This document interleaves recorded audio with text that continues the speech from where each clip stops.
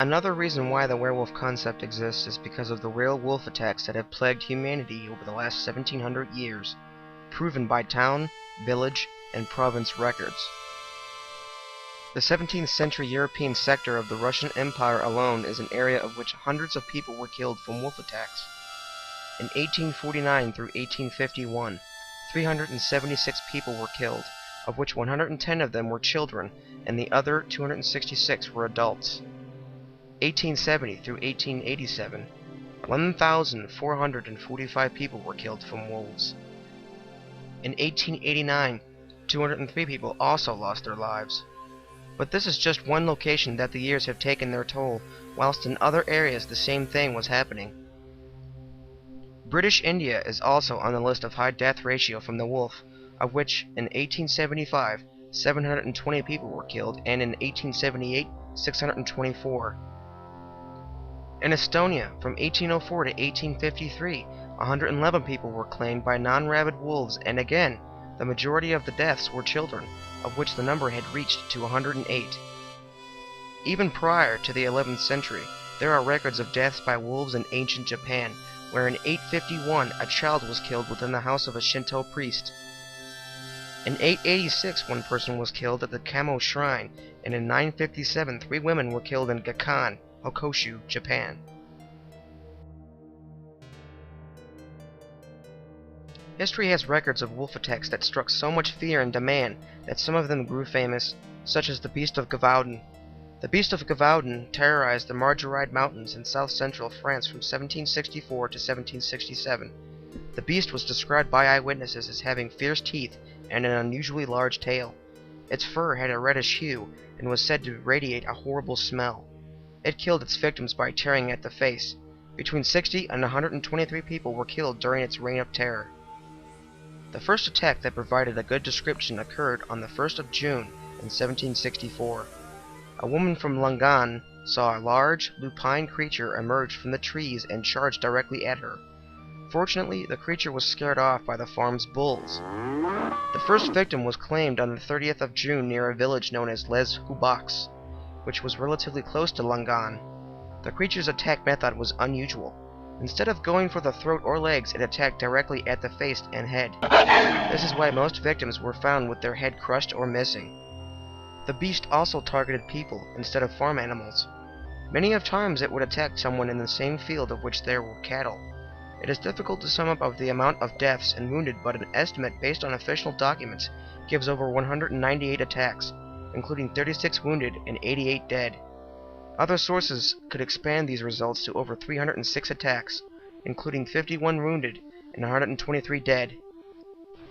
The preference for women and children was most likely due to them working in pairs on countrysides, or even alone, while the men usually worked with something that could have been used as a weapon, such as a scythe or a sickle.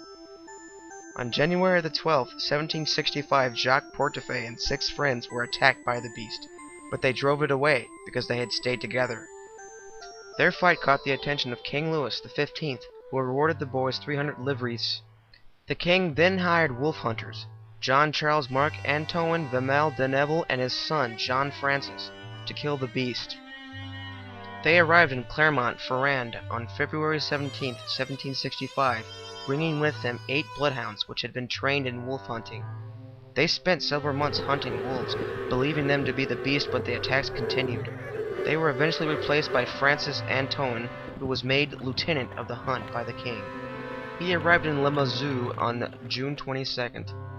On September 21st, 1765, Antoine killed a large gray wolf measuring in at 2.5 feet high, 5.5 feet long, and weighing in at 132 pounds.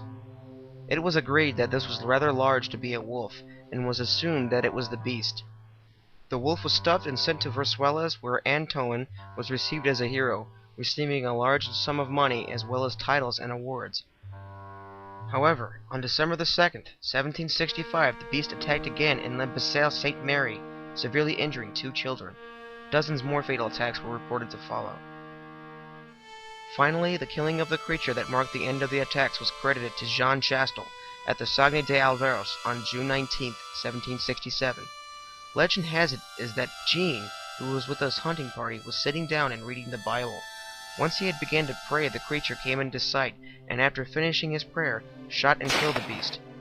But this was invented out of romantic and religious motives. Till this day, the story of the beast is a popular one among cryptozoologists and conspiracy theorists.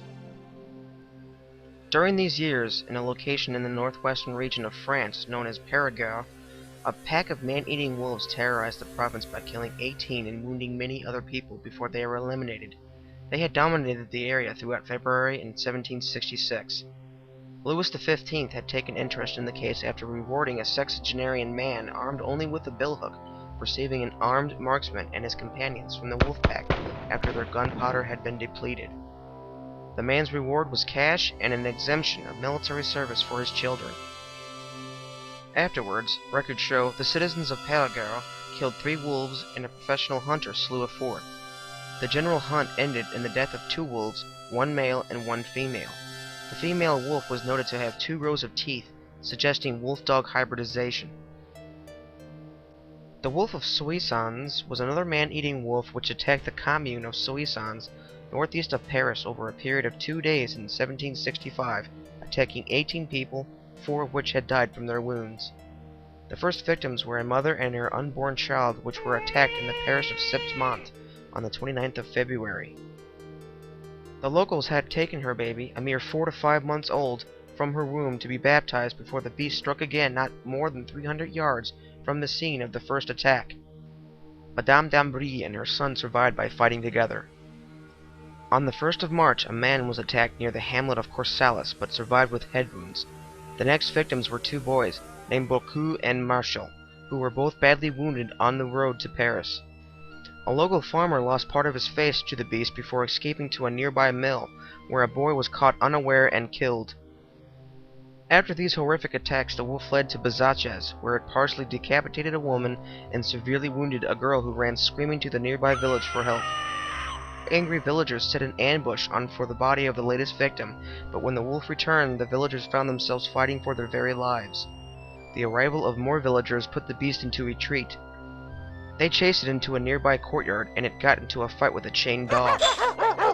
After the chain broke, the wolf was chased into a pasture where it killed several sheep and ran into a stable where a servant and cattle were mutilated. The incident finally ended when Antoine Severale, a former member of the militia, tracked the wolf to a small lane armed only with a pitchfork.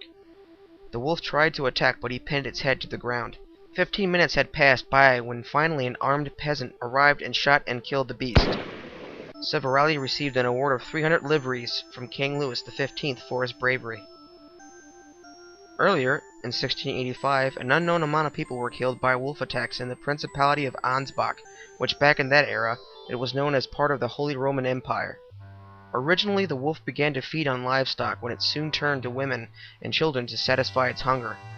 The citizens of Ansbach believed the animal to be a werewolf, a reincarnation of their late and cruel burgomaster, or their master of the town, whose death had gone unlamented. During the hunt, the locals successfully drove the beast into a well with their dogs. Trapped, the wolf was killed. Its carcass was paraded around the city marketplace. The townsfolk dressed the wolf in a man's clothing, and after they had severed off its muzzle, the crowd had put a mask, a beard, and a wig on it in order to make it look like their dead burgomaster. The wolf's body was then hung from a gallows for all to see until it was preserved and displayed permanently at the local museum. One of the earliest accounts on record of a wolf attack was recorded in 1450, where 40 people were claimed by a pack of wolves in which the leader of the pack was named Courtaud, which was French for bobtail. The wolves found ways into the city through breaches in its walls. Eventually the wolves were destroyed when the furious Parisians lured the pack into the middle of the city and stoned and speared them to death.